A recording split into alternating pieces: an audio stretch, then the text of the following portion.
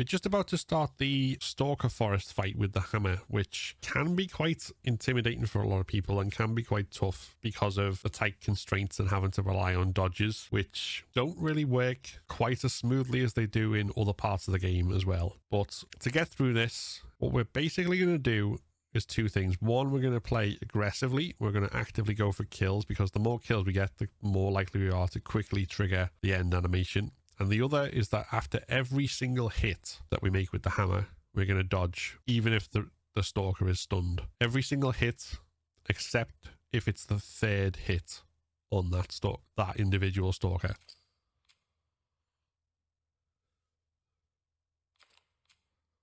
So it works like this. So we'll hit, dodge, hit, dodge, hit, dodge, hit. Hit, dodge, hit, dodge, hit. Hit. Now, we didn't have to dodge with that one. I'll explain that in a second. Hit, dodge, hit, dodge, hit, dodge, hit. Hit, dodge, hit. Hit, dodge, hit. And we're out.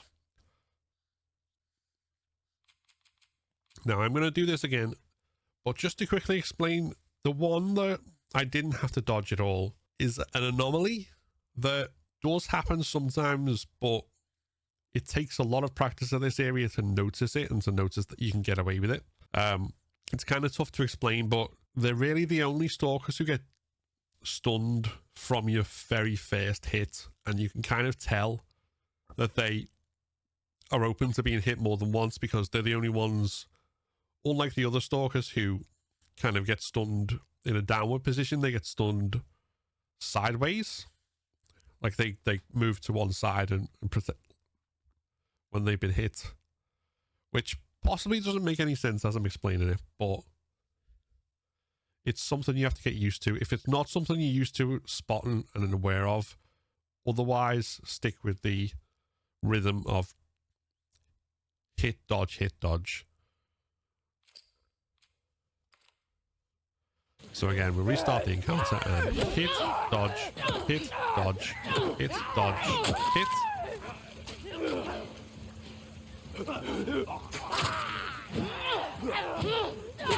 Dodge, hit, dodge, hit, dodge, hit.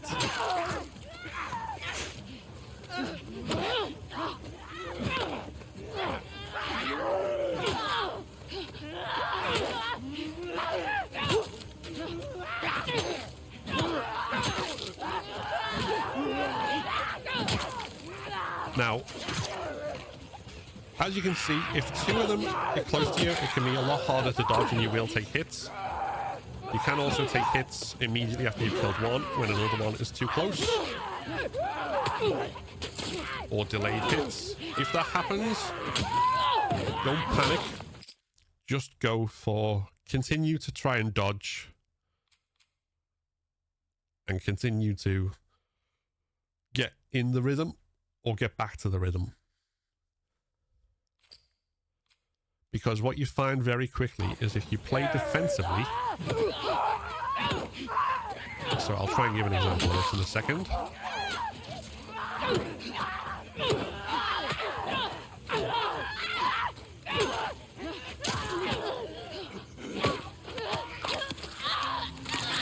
There you see if we got overwhelmed very quickly, because even though we were dodging, the hits kept coming through because there were two stalkers on us. That's something you want to avoid.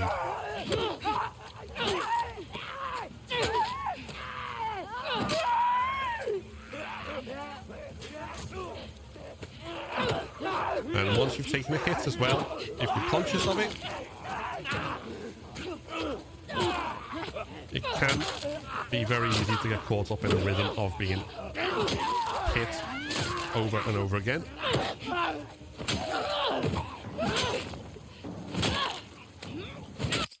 And so we'll do this one more time. Again, I can explain it as many times as I want. Practice is what makes perfect. And even then, you'll probably still have occasions where it goes wrong for one reason or another.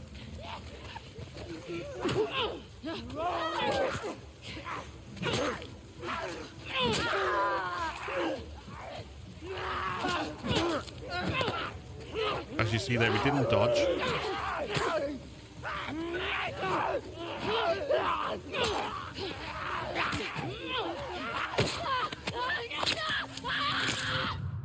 And that kind of thing will happen. If we get caught in a position where the hits, you get multiple delayed hits in a row, so that you dodge, but the hit's delayed and still hit you, it becomes very, very difficult to get out of that, and you just kind of get one successive hit after another. So,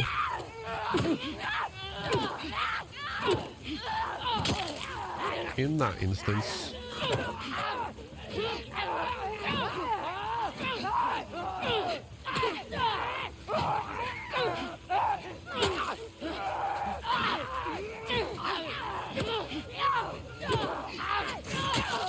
that's actually a very good example there.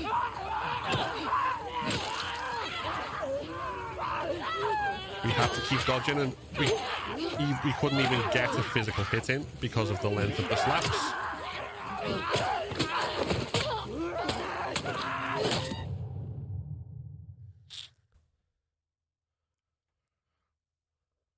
And if you keep going for it, you'll find, as you saw there, we were dodging to the point where we had to dodge before we'd even finished swinging for a hit. So we were dodging and dodging and dodging and couldn't even get a hit in between because of the length of those slaps. That's not something that should happen. But unfortunately, saying that it shouldn't happen doesn't stop it from happening. So in that situation,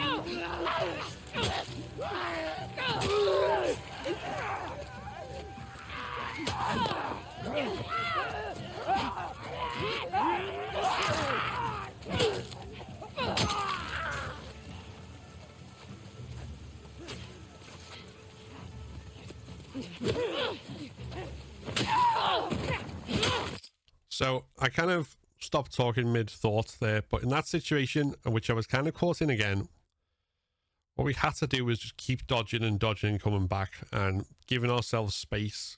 Now, there is a risk if you find yourself constantly on the back foot and trying to find space and you play overly defensively in this area.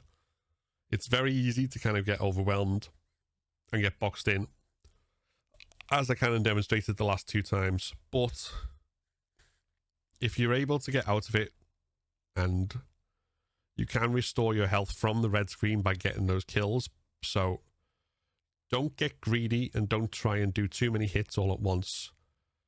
When you're in that position, and particularly if you're getting a number of hits that you might feel are unfair, you might feel that the game is giving you them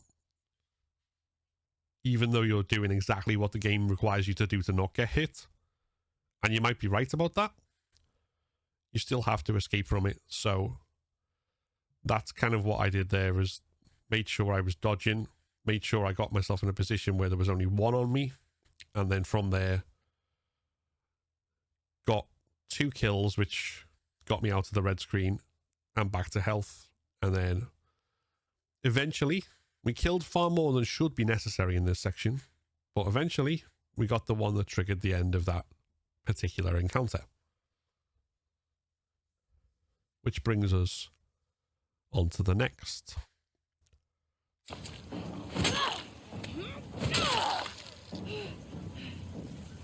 Once the hammer breaks and you're away from this area, Come on, we have to move. Where are you going? Out of the these woods. fault We gotta run now. with dodging, Coast it this way. don't disappear entirely. There are still obviously issues where you get glitches and so forth, but it's not as pronounced anywhere else in the game as it is in that section when you've got the hammer.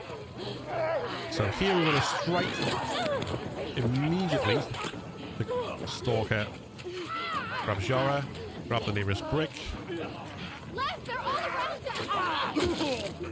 use that to go on and strike the next Stalker, grab the bottle from behind the car and use that to stun and strike the next one.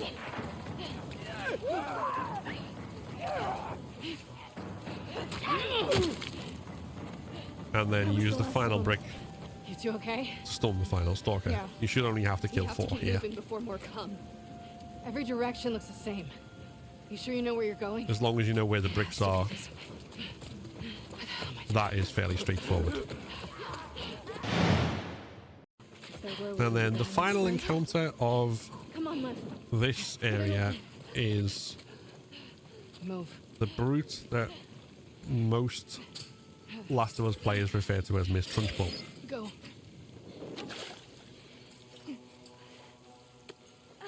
I got you. Now, there are ways to do this encounter fast. But if this is your first time playing on Grounded, or you're still getting used to Grounded, the way to make sure that you get through this You! is to You never ran my get backpack. greedy. So we'll dodge your first hit, we will punch twice, and then withdraw, and every time we will get 2 punches in and no more.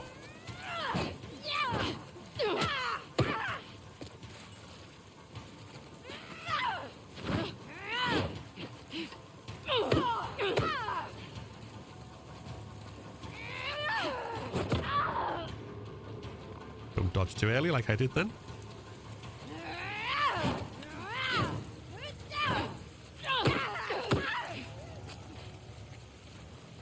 Even when you feel like you're at the last leg of the fight, don't do more than 2.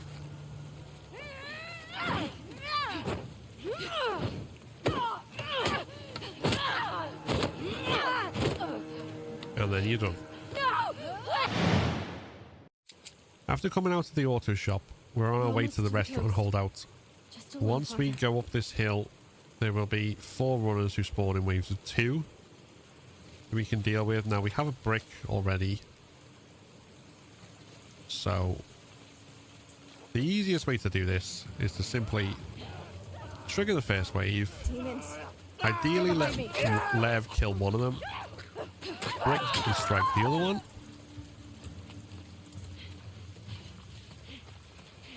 and then same again, let Lev should do damage to one of them.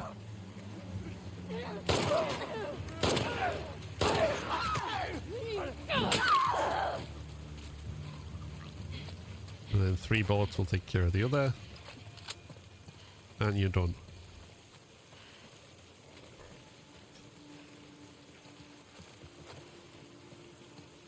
Now there are multiple ways to approach the 3 runners who are below here already waiting for us.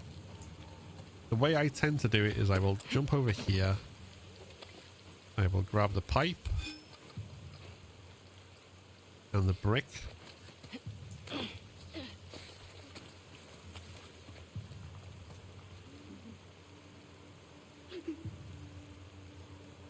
And then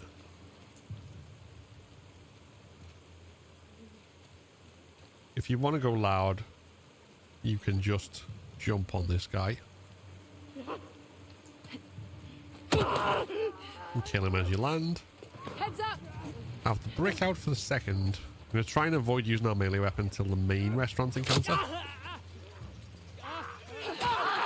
So I'm going to brick him, grab him.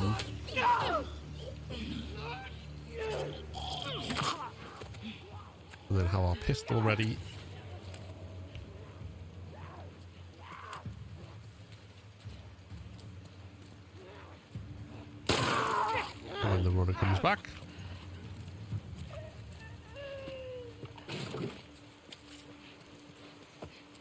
And then we can take all the supplies in here if you want. So take another brick. Always point your camera away from here. Be careful not to trigger that triangle prompt until you are absolutely ready.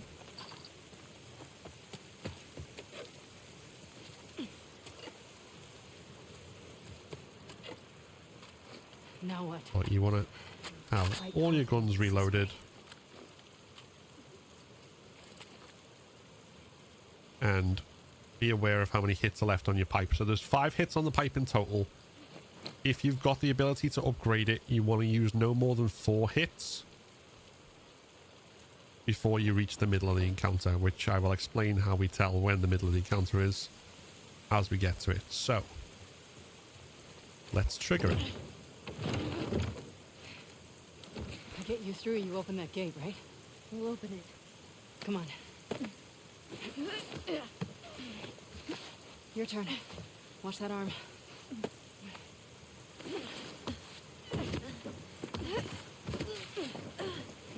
Now, we've not broken any of the windows. That's going to slow down the arrival of the enemies to us, which can work to our advantage. So, pistol first. Shoot this runner in the leg as he comes down. Grab. And then kill him that way.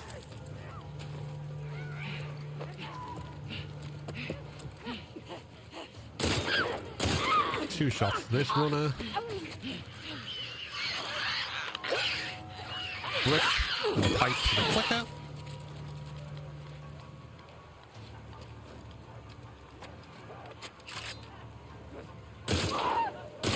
Two shots for that runner.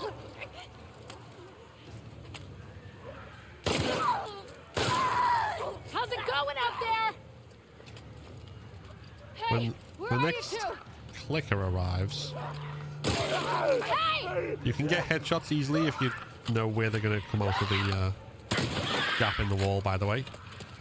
So, where are you two? I can't believe I trusted Scars. This is the dialogue that tells you can come out here, grab the other brick, run back into the kitchen area, upgrade your pipe, equip your shotgun,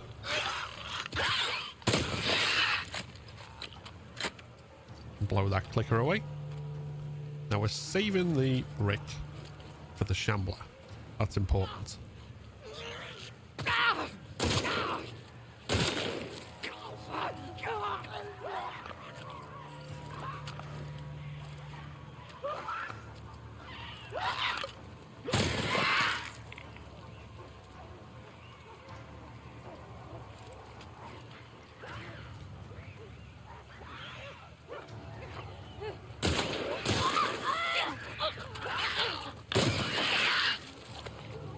As soon as we hear the shambler, we're going to break the window.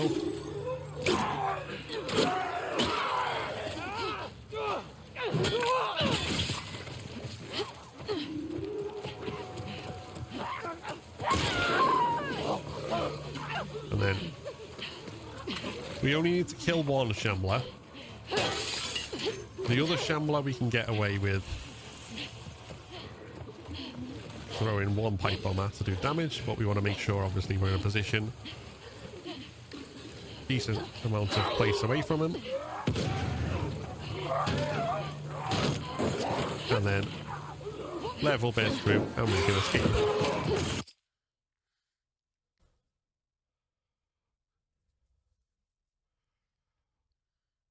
There are different ways to do this in terms of which order of weapons you use and how much melee you use. For me, it varies depending on how much ammo I've got. And I will use the upgraded pipe more if I have fewer bullets in the second phase.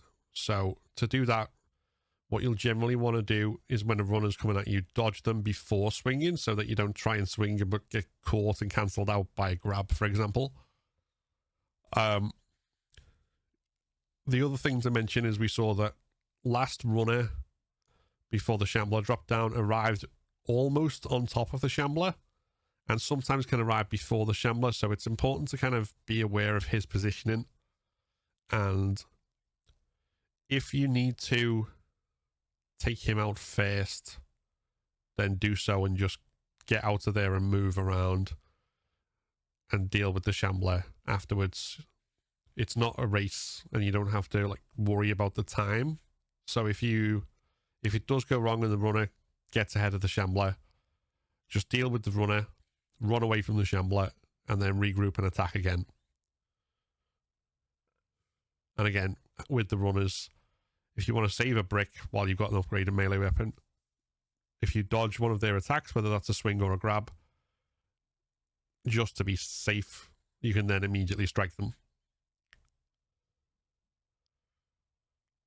That will take practice, and there are different variations. If you loot more, you'll have more ammo, and you probably feel more comfortable doing it. But as long as you use the space that I used, and as long as you've got those two unbroken windows slowing down the arrival of the various enemies, it's easier for you than if you've got all the windows broken and you're moving about, particularly if you're newer at grounded. If you enjoyed this video, then give it a like and consider subscribing to keep up to date with all my content. Like the video that's just popped up, which YouTube thinks you should watch next. This is a Patreon and member supported channel, so if you want to become a member and unlock custom badges and emojis, early access to my videos, and your name in the credits, then click the join button below. Thanks for watching, and see you next time.